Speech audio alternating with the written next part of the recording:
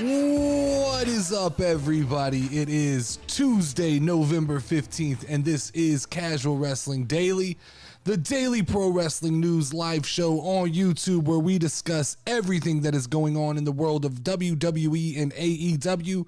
If you enjoy the content and you are feeling a little bit oozy today, you are welcome to go ahead and click on the link in the description of this video to donate a couple of dollars. If not, that's okay. Just sit back and enjoy the next 15 to 20 minutes of pro wrestling talk.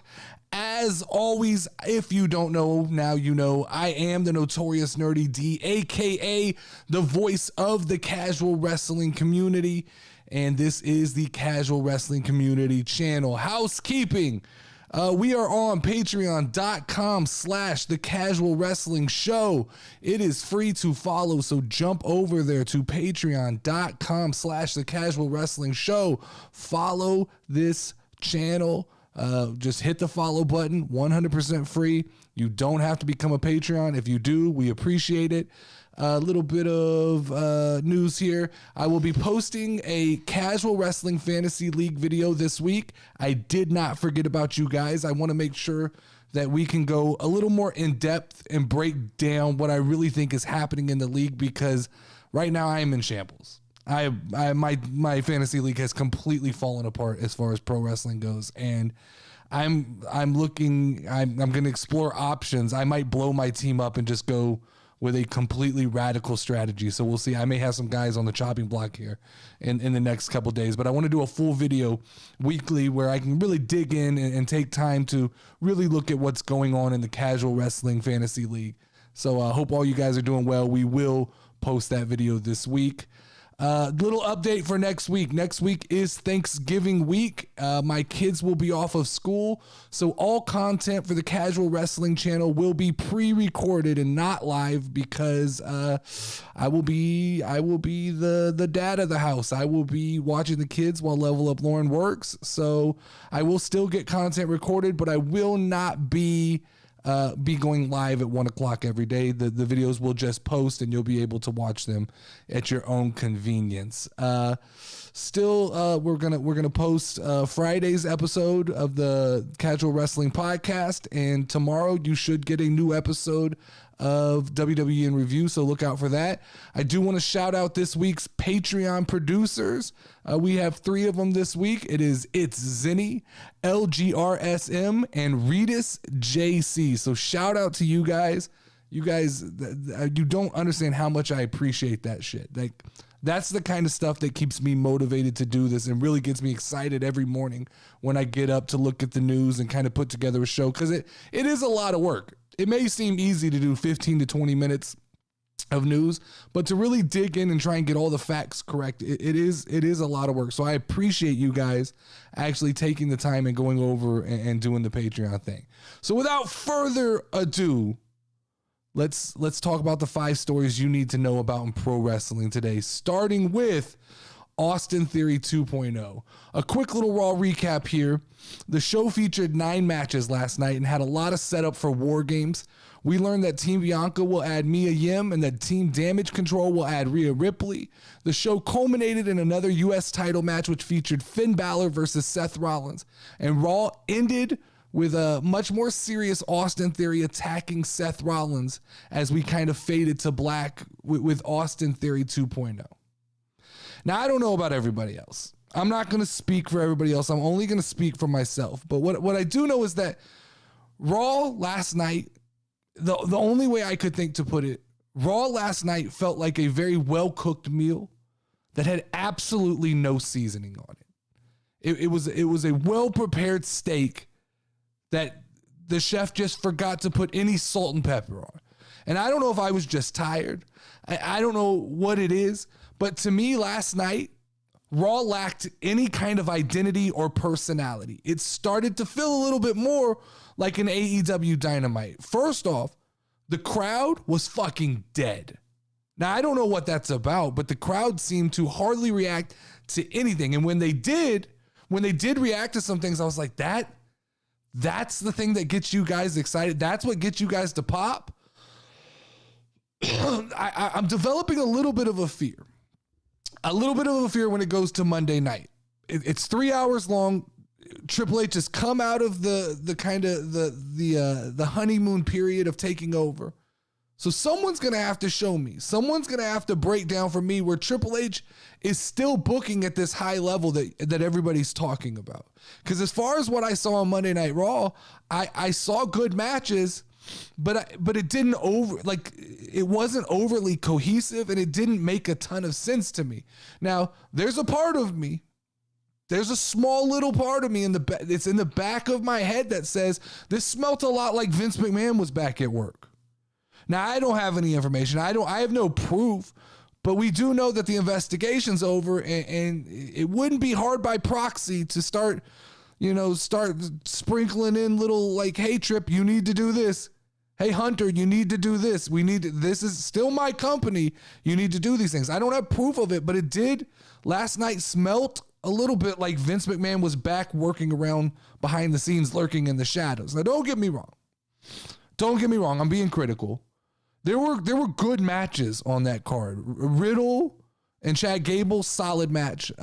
Theory's match with Dolph Ziggler was a good match. So there were good matches, but they weren't cohesive. They didn't make a lot of sense. The buildup is feeling more like AEW. It's like in pure AEW fashion, a lot of good, solid, like dream matchups, but I'm not sure why they're happening. So, like, Triple H is going to have to do a better job. From the casual point of view, this felt a little bit like IWC fan service. Because from a casual point of view, I need the story. And to me, the stories feel incomplete. They feel like things are missing. It feels like people are missing. Like, where was Elias? You're trying to sell me on this idea that, like, the Alpha Academy has a problem with Riddle and Elias, yet one week one guy's here, the next week he's not here, and you sell it with like he's off doing his rock star thing. Well, then I guess wrestling's not that important to him. I need reason. Like, you're gonna have to get deeper into explaining to me why these things are happening, and then you're gonna have to explain to me why Mia Yim was in 5 different segments.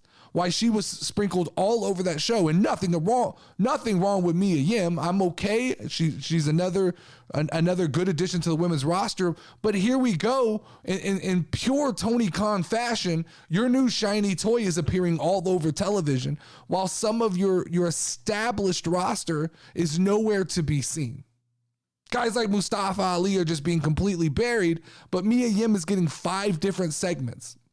You talk about new toys, that's new toys. And after all the last couple of months of the fanfare being made around the OC having a Rhea Ripley problem, man, the OC's got a Rhea Ripley problem. The OC and Rhea Ripley aren't going to be in a match together at Survivor Series. We've placed Rhea Ripley into the women's war game match, which is fine. It's a clusterfuck, but it's fine.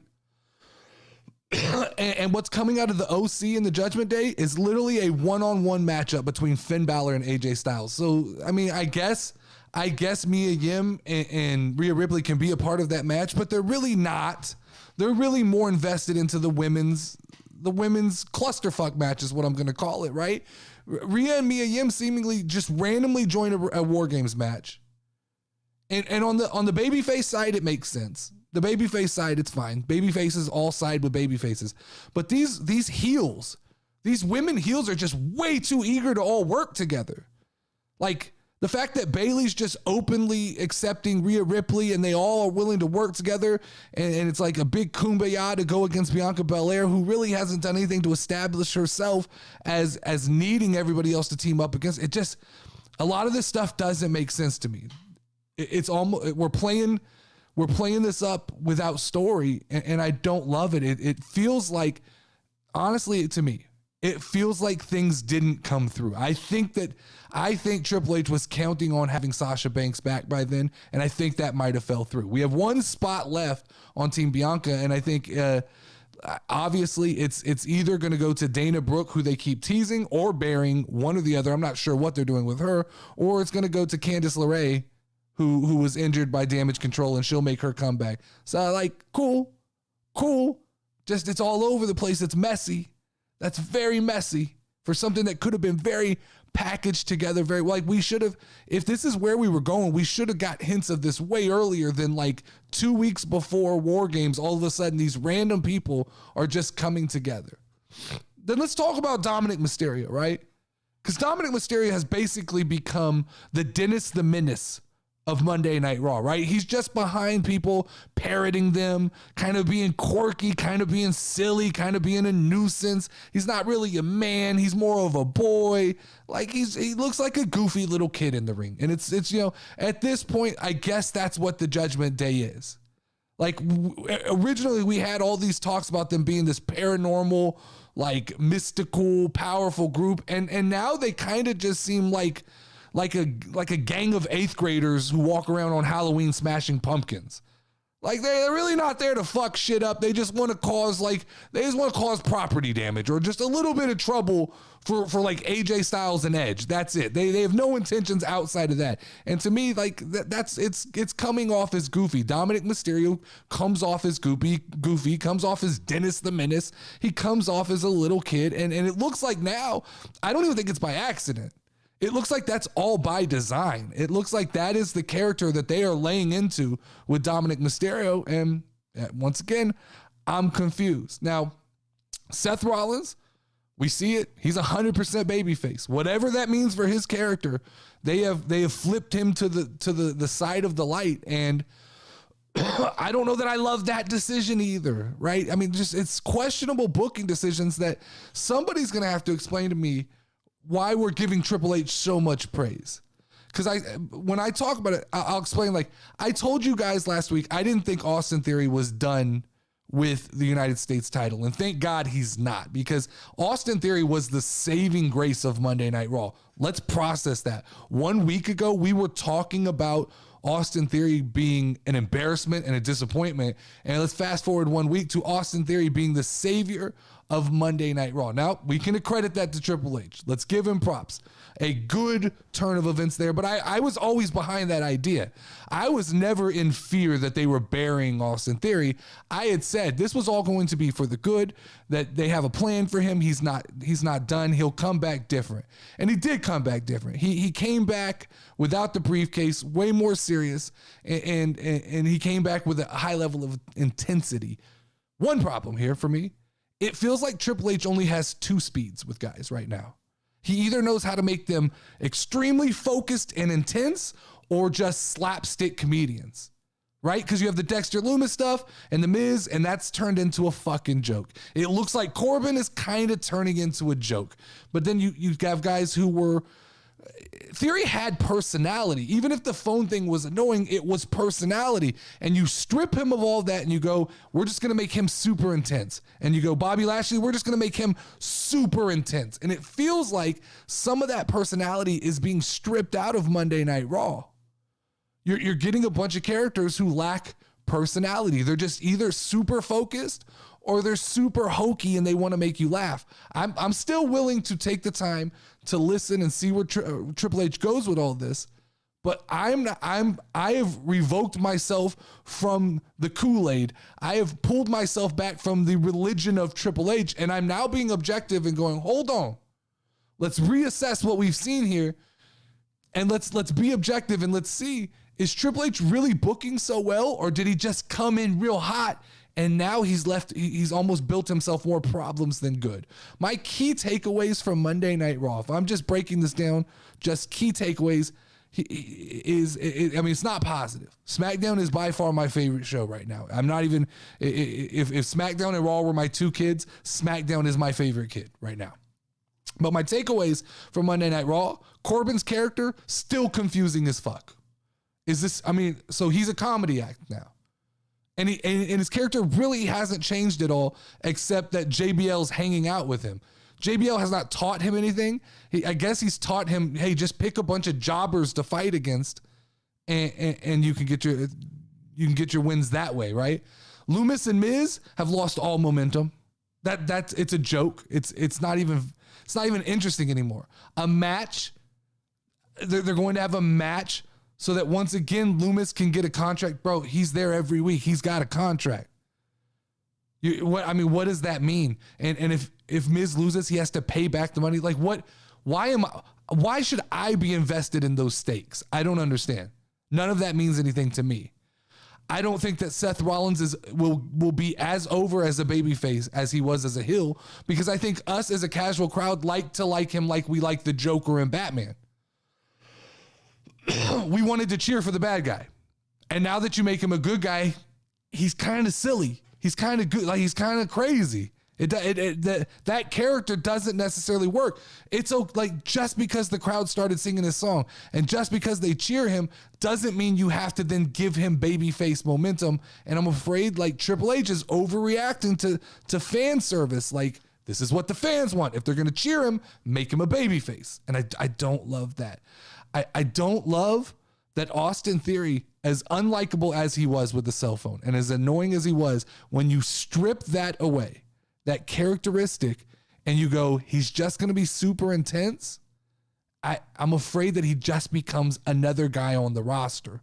And why couldn't we combine the gimmicks?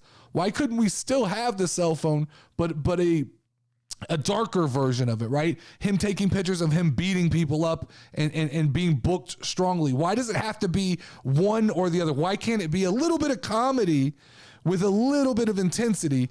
Why does Triple H have this polarizing idea that you either have to lose everything that makes you you, or you have to just 100% be there for comedy? It does, like, that bothers me a little bit. And Bobby Lashley, I think he's being booked well as a monster. I think he's being booked on that, like, am I good? Am I bad? I'll do whatever it takes. So I have no problem with Bobby Lashley right now. I think this is actually the best Bobby Lashley has been booked in a long time. And last, I said it earlier, but I think the women's War Games match has just become a complete clusterfuck. It's going to be Spot Fest. That's what it's going to be. It's going to be Spot Fest, right? It's going to be all these powerful women in the ring doing these big spots. You talk about they needed video footage. They're going to get all the video footage they need from this match. But this match is going to either end up in injury, or it's going to end up in just, it's not going to progress anybody's story hardly at all. Story number 2 today. It is believed that Kevin Owens suffered an injury during the WWE Sunday Night Stunner house show in Madison, Wisconsin on November 13th. It was revealed that Kevin Owens suffered an MCL sprain. According to sports injury physio, MCL sprains usually heal in about 4 to 6 weeks. However, severe tears to the ligament could lead to a recovery period of over 12 weeks. I don't want this to seem like a week where I just take shits on Triple H. Even though I feel like probably internally I'm a little bit down on Triple H right now. But we have to be objective when we talk about these things. And this right here, that last little bit of momentum, that goodwill we built up with Kevin Owens coming out of the Vince McMahon era and the kind of revitalization of Kevin Owens, there it goes. Poof, poof, it's gone. There it is. It's gone. All that momentum is gone. He's injured. He's out. We won't see him. We thought we might see him at Survivor Series, but now no chance. Injuries are a part of sports. I get that. I understand. I played sports my whole life. You can't control when they happen. They're freak accidents. You can't blame anybody. But you also have to be conscious when you're booking professional wrestling that you can't save a guy, right? Because they put him on the back burner and they were saving him until the story was ready for him. And this, to me, feels a little bit like wrestling god karma, because I called it. I said, why put him in the ring, put him in matches, keep him hot. And now he's going to cool off 4 to 6 weeks. That's even going to put us into a tight window frame for Royal Rumble. Now, if he can get back by Royal Rumble, I think you can save it. You can bring him in as a big surprise. He'll get the big pop, and he can probably pick up where he left off. But if he's out longer than Royal Rumble, you really risk losing that momentum that you had. We'll have a clearer picture, I think, by Royal Rumble of what's going on with the bloodline. So then KO can kind of reinsert himself into that story, because ultimately that's what we believe he's all destined to do, right? Is somehow get involved with Sami Zayn and be the demise of the bloodline, which I talked last week about who could be the one to dethrone Roman Reigns. That's my pick. That's my guy. That's who I want. I want Kevin to do it because I think he deserves it, and I think he's the right guy to carry those belts, and he can keep that momentum coming off of a Roman Reigns, 2.5, 3 year title run. But like any hope that Kevin was going to be the fifth member of the brawling European brutes, that's gone. We don't have to worry about that. They now have to find a fifth member for that match. And remember that after Survivor Series, day one is canceled. So there's like 63 days that WWE is going to have to fill with interesting content as of right now with no premium live event. And this will be a real test. This will be a real test for Triple H to see if he can keep people interested through the holiday season. How much does he lean on Roman Reigns right now? I think you have to. How much does he lean on the bloodline on SmackDown? I think you have to. How is he going to generate interest on Monday Night Raw when a lot of these big time stars, they're missing? There's a gaping hole week in and week out without KO on that show. Don't get it twisted. KO is an important part of Monday Night Raw. And when I really look right now, and I really look at the roster and I go, all right, D, you seem a little bit down. If I seem a little bit down on Monday Night Raw, I apologize. I love SmackDown. I think when you have to compare and contrast, the problem is SmackDown is phenomenal to me right now, and Raw is hitting kind of a low point. But when I really look, and I look at the roster and I look at injuries, I go, well, there could be my lack of interest in Monday Night Raw. Because if you look at these injuries on Monday Night Raw, it is a who's who of Notorious Nerdy D's favorite wrestlers, right? No Kevin Owens. That hurts me. No Cody Rhodes. That hurts me. No Randy Orton. That hurts me. No Big E. That bothers me. No Becky Lynch. That sucks. No Tommaso Ciampa. I was just fucking starting to fall in love with the character of Tommaso Ciampa. So that's pretty much a who's who of why I watch wrestling or why I watch Monday Night Raw. Cool thing is the Royal Rumble has a potential for a lot of surprise returns. The Royal Rumble could be a huge event. So I'm excited about that. Hopefully this stuff kind of works itself out. Hopefully Kevin comes back Rumble. Hopefully Cody comes back Rumble. I mean, I don't know what the deal is with Randy Orton, but it would be exciting if Randy came back, if Becky came back. I don't remember the exact diagnosis on Tommaso, but like I need Tommaso back.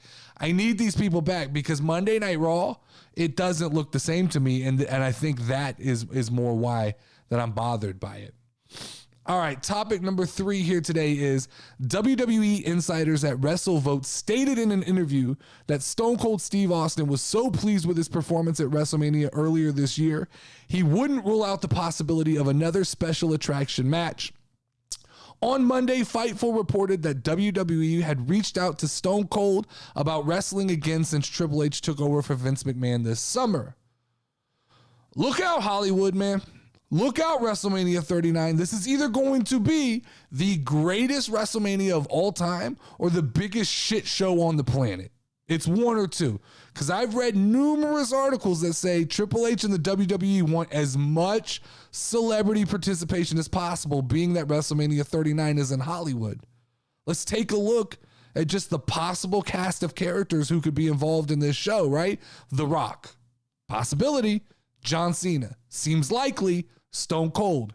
They're talking about it. Logan Paul, Jake Paul, Tyson Fury, Pat McAfee. That's a lot of celebrities. That's a lot of... WrestleMania is such a crazy spectacle to me. Because when you really think about it, it's really hard to compare to any other sporting event. Pro sports, you have championship matches, the NBA Finals, the Super Bowl, the Stanley Cup. You have those things, and those are championship matches where the best of the best compete. With WrestleMania, it's a hybrid because it's more like the main event is the championship match, but then it's the championship match surrounded by kind of an all-star weekend. You got lots of celebrity appearances, lots of fanfare, lots of hoopla. And my fear is that when you do this, people like Stone Cold, they get special moments. Like in WrestleMania 38, it's Texas, it's Kevin Owens. It was the perfect time for that match. It was the perfect match, the right amount of bumps, the right person to have it against. And we got like our final memory of Stone Cold should be that. That should be it. But we start rolling around to WrestleMania 39 and everybody gets that itch again, right? Everybody wants to appear at the show of all fucking shows. And my fear is that Stone Cold Steve Austin goes into Hollywood and completely shits the bed. Like, I like the idea of remembering Stone Cold fucking stunning KO and stunning Vince McMahon and botching the stunner and stunning Pat McAfee. That's a fitting ending to his wrestling career. Now, I'm okay with the idea of Stone Cold coming back, being a referee in a high-profile match, but we have to be honest. Look at the age of some of these guys that we're talking about bringing back here, especially the ones who aren't involved in wrestling on a regular basis. Stone Cold Steve Austin is 57 years old on knees that are probably 75 years old. He doesn't have another WrestleMania 38 in him. I don't care how much he trains. I don't care how much he gets ready. KO was he does not get the credit for how much he carried that match. He carried the promotion, the week in, the week out. He was the right guy to put Stone Cold in the ring with. Where do you go from there, right? John Cena is 45 years old, and he promised us he's coming back. But if you look at John Cena, he's had a complete Hollywood body transformation. He is not John Cena, the WWE superstar. He will be John Cena, the Hollywood actor coming back to wrestle in a WWE ring. Now, I worry about him the least. If I'm going to be honest, I worry about him the least because I think he's not too far removed that it's not kind of just ingrained into him. But The Rock is 50 years old. And even the last time when he came back to fight Cena, he got hurt because he wasn't in ring shape. He didn't look 100%. At 50 years old, him being in a ton of Hollywood, him being a big part of Hollywood, and going up against a guy like Roman's not going to put on these super technical matches anyway, but like, this is risky, man. This is how we want to end WrestleMania, is with like, I don't know. It bothers me when I look at those ages that we could possibly have a WrestleMania with like a median age that's in the 50s. It's crazy to think about that. Now, I think people like Logan Paul, he's proved, I got no fucking problem with Logan. Logan can show up, do what he does. It will be exciting. Pat McAfee, same thing. He's like Logan Paul light. He can come out, put on a show. He could do a great mid-card match. Pat's not expecting to be on the card. He's not expecting to be a main event. He's a company guy who fits in where he fits in and will give it fucking 130%. And the kind of guy who ends up stealing the show, even though we had no expectation for him to steal the show. So I'm okay with all that celebrity involvement. But when you like start talking about all this, we're eating up a lot of spot for guys who actually hit the canvas 365 days a year. You have to start pairing these off and looking like The Rock versus Roman. That's one spot. Cena versus Theory. That's another spot. Stone Cold versus whoever. What? CM Punk? Are we bringing CM Punk back for that match? It would work. It would sell. But like, who are we pairing these people off with, and what spots are going to be left when all this smoke clears? And for Stone Cold, it's got to be somebody who can carry the match. It's got to be somebody like Kevin Owens who's basically able to sell the promotion for the match literally on their own. And I don't know who else that is. I don't know who else exists to do that. I still like the idea of just Stone Cold coming back and being a part of WrestleMania, but not directly in the match. Let him come back, let him referee, let him have fun, let him hit a couple stunners. That's all all anybody wants to see when Stone Cold comes back is 2 or 3 Stone Cold stunners, the clanking of the beers, throwing them up, in the music. That's it. At this point in time, we got more than we deserved in WrestleMania 38. I am completely fine with that. The glass breaking, him coming down, stunning everybody in the ring, clanking a couple beers together, and then riding out on his four-wheeler. I think they get exactly what they want with Stone Cold when that happens. Topic number 4. Mercedes Varnado, a.k.a. Sasha Banks, has secured some interesting trademarks that were filed this past week that may hint at her future plans. Michael Dawkins filled the trademarks on behalf of Banks' company Solnado Inc., which was formed in August. Dawkins handles many trademark issues for various pro wrestlers. The terms filed on November 10th include the following: Mercedes Money, Money Talks, Bank Money, Statement Maker. The filings are clearly not WWE related. The trademarks are listed for categories such as jewelry, decals, clothing, action figures, and entertainment services. First off, let me start off by saying I don't know what Sasha Banks' next move is and where she ends up in the future. But can we take a second to talk about how bad these trademarks actually are? Because it took me a long time to even realize what they were, because it's Mercedes, MONE apostrophe, which I'm assuming is Mercedes money, but it looks a lot at first glance like I was pronouncing this all morning, Mercedes moan. And it sounds like Mercedes moan sounds like a slogan for an OnlyFans page, right? Like Mercedes moans, right? Moan talks, bank moan. It took me a long time to understand that we're referencing here, this is money talks, bank money.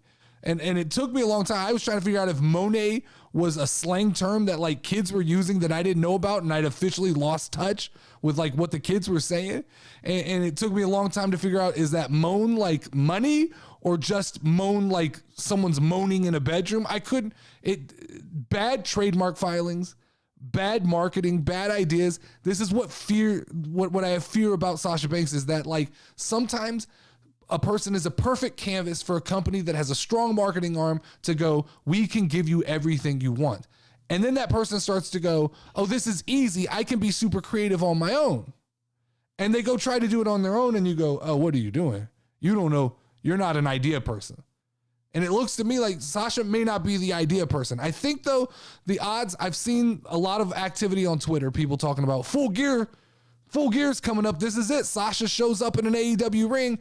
I think the odds are slim. I really do. I think the odds are slim that she ends up in an AEW ring. WWE still apparently has her under contract. She's still listed on the website.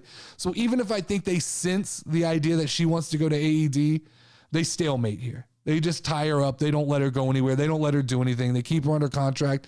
They keep her in legal battles. They don't allow her to go make a splash. Interesting thing here though, is this is the first realistic time for a trade between the two companies.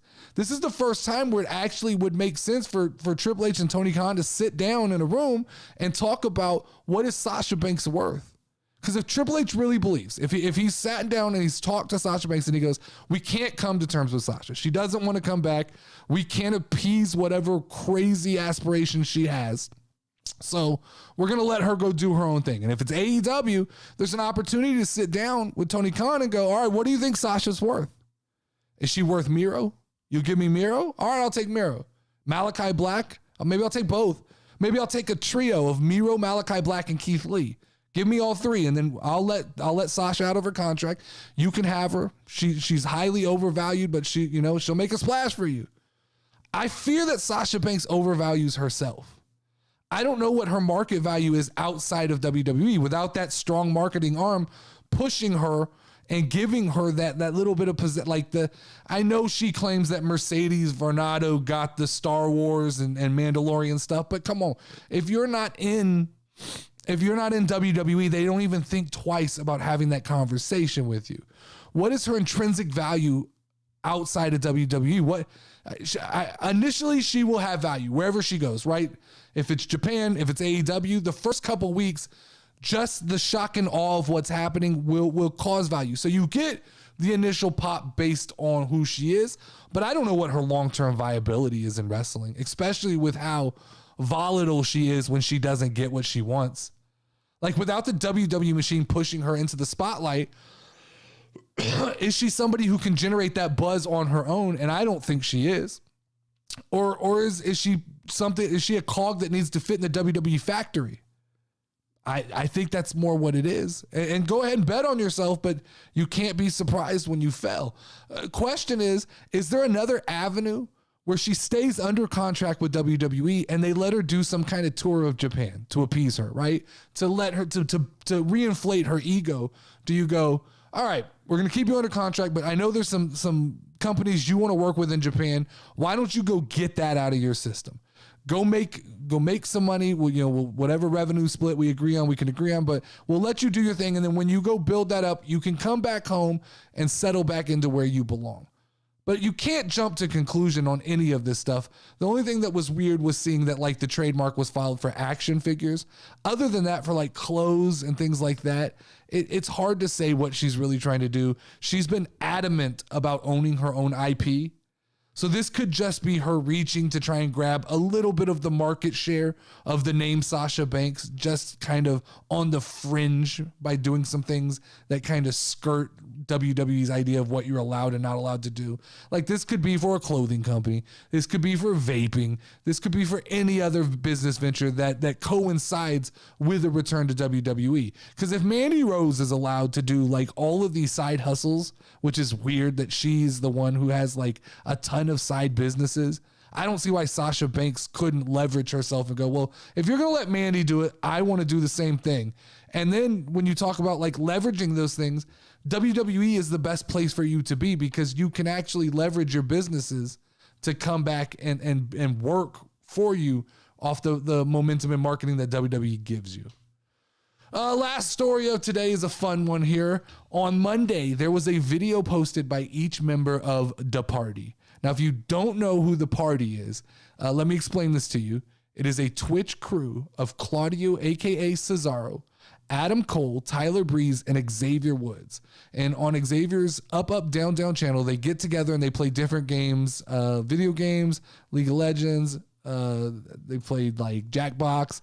My favorite is when they play Uno.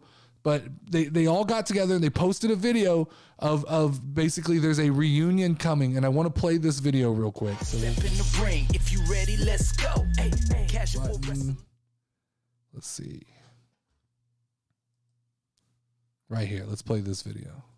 So guys, the reason I was actually calling you was because it's been a long time. It's been a long time. We haven't played anything. I feel like we need to play something. Knights of the Round. Ooh, we could play Halo. We should play League of Legends. Turtles in Time. We could play Elden Ring. We should play League of Legends. Fall Guys. Co-op play Borderlands. Mario We Kart. should play Star Citizen. Street Fighter. We should play Star Citizen. We should play League of Legends. Mario Party. Come on, guys. You know I only played 2 games. Guys. We know what we're gonna play.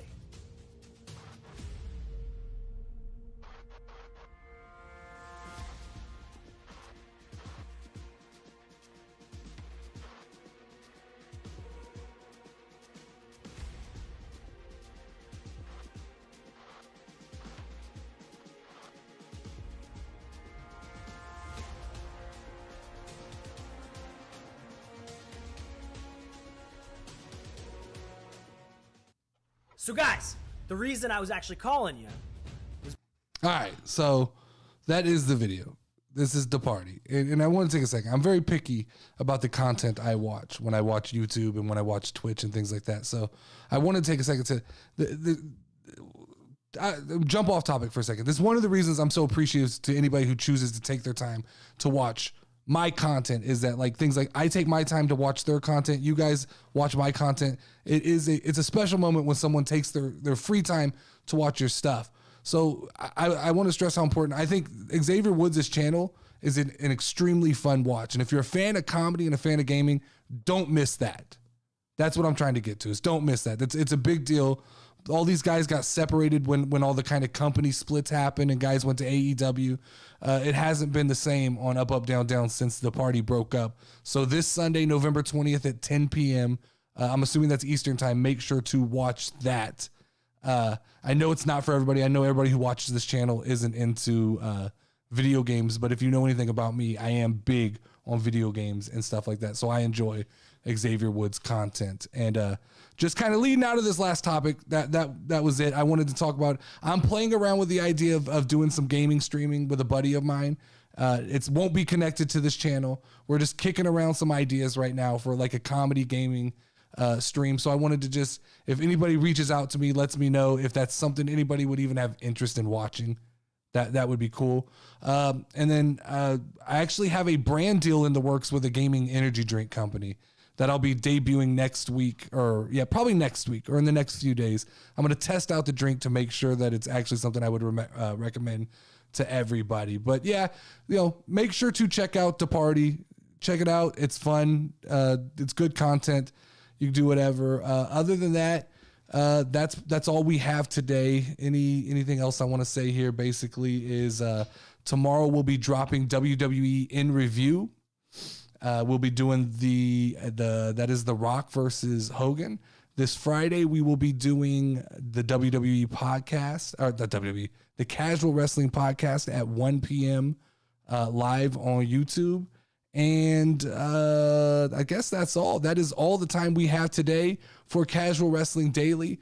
We will pick up where we left off tomorrow. Make sure to tune in every weekday, Monday through Thursday at 1 p.m. Central here on YouTube Live. Make sure to check out the Casual Wrestling Podcast that posts every Friday for your weekend listening enjoyment. Also, make sure to check out WWE In Review, the show where I go back and watch old premium live events and pay-per-view matches and rank them on the most notorious casual wrestling list ever. As always, I am the Notorious Nerdy D, and I will see you guys tomorrow. Step in the ring, if you ready, let's go. Hey, Casual Wrestling Community Show. You already know, talking WWE. Keep it rolling and hosted by Notorious Nerdy D. Don't be sure that you gon' find. Tune in cause it's online. Hit 'em with a figure 4 leg lock, power driver, or clothesline. We bringing that heat like the show, but you should